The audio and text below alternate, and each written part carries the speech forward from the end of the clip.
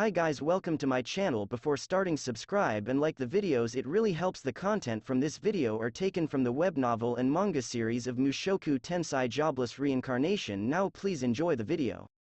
Part 4, Cliff's Research Room.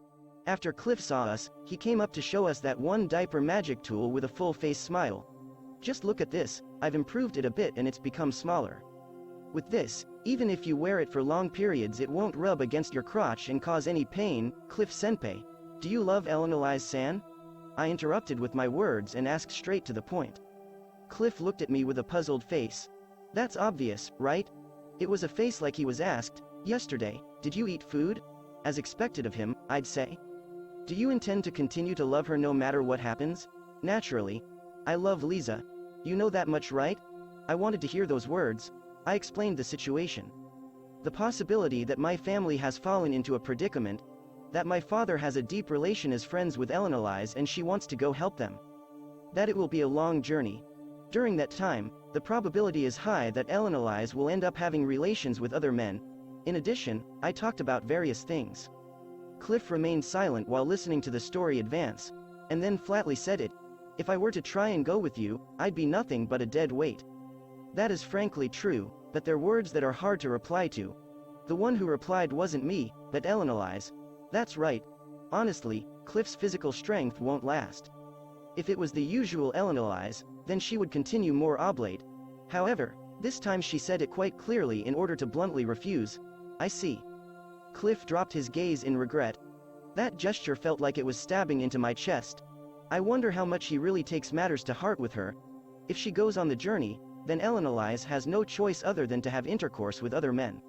No matter how much Cliff accepts her in his heart, even if he understands that it's because of the curse, it's still something heartbreaking, I'm sure. Hey, Elinalise-san, why don't we have Cliff Senpai come along as well? In spite of it, he can use barrier magic as well. Even his exorcism is advanced level. Certainly he might be lacking in physical strength, but I'm sure he'll be useful. Sumu, no, it's fine Rudeus. During the time when we went adventuring together as well, I was just slowing things down.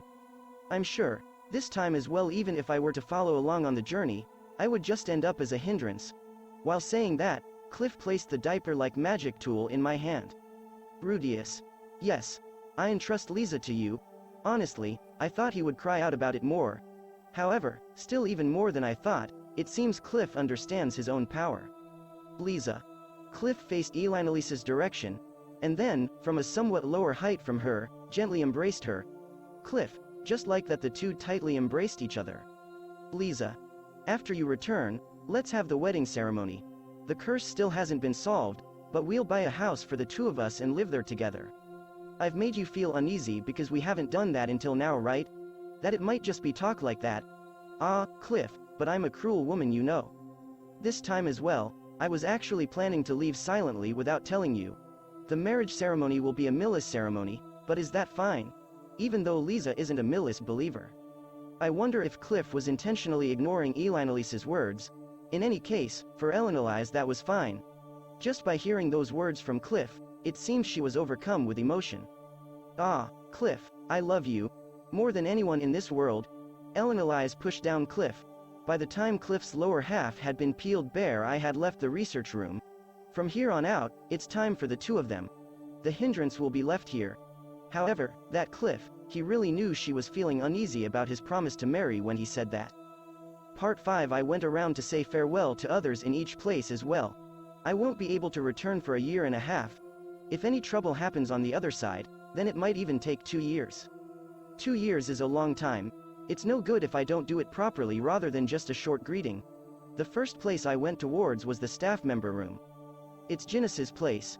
It won't be good if I don't make sure to take care of the formal office work like procedures ahead of time. The same as always, he had a pile of documents in front of him as he worked energetically. Greetings, Vice Principal Ginnis. Ah, if it isn't Rudeus-san. It's been a while. I heard that you succeeded on a large-scale experiment or something at 7-Star Sands place. Yeah, it's thanks to the assistance from Zenoba and Cliff.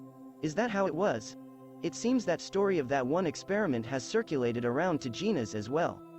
I wonder if that kind of information unexpectedly seems to make it around. And then, what is it for today? Yes, I need to do preparations for an absence of about 2 years or so. 2 years is it? Something important has come up. Is that so? It's not that I'm trying to avoid the topic, but Gina's didn't try to ask anything more than that. I understand.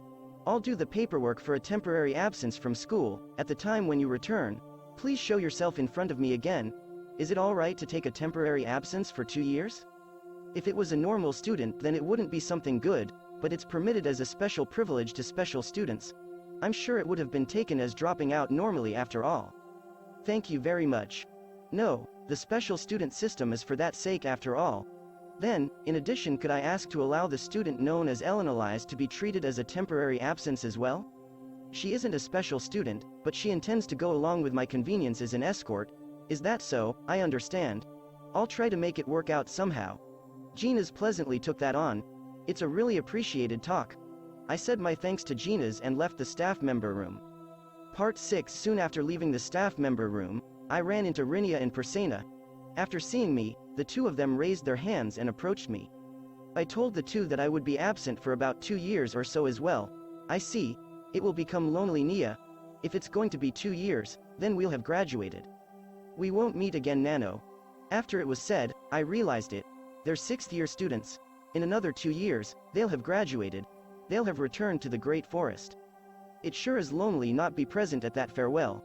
That's right, isn't it? Come to think of it, the human god said to start a relationship with one of these two. In another 2 months or so the mating season will start. I wonder if a development like that would come up. I take a good look at the two. What, Nia? Is there something on me? Rinia. Those cat ears that twitch as they move, the tail that swings back and forth, and those healthy-looking thighs are her characteristics. Her chest size is big as well. About DRE size. Since all the beast race are big, it might just be average. She gives off the feeling of a healthy Kaionu-chan. Even on top of the bed, it seems like it would be enjoyable for her to show that cheeky reaction. Sniff. Sniff. Could it be boss, since we're not going to see each other again, you're thinking something like, at least once, Nano? Pursena. With those soft-looking dog ears and that plump full body as her characteristics.